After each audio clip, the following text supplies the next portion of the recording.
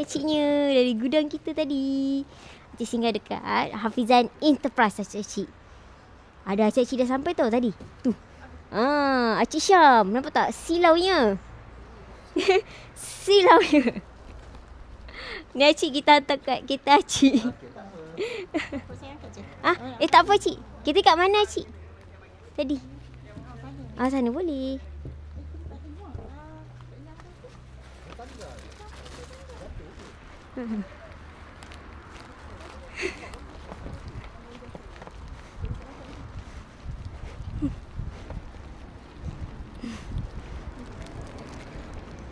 Acik balik terus ke acik?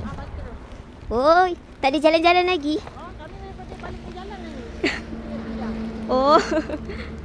Masih cik singgah sini.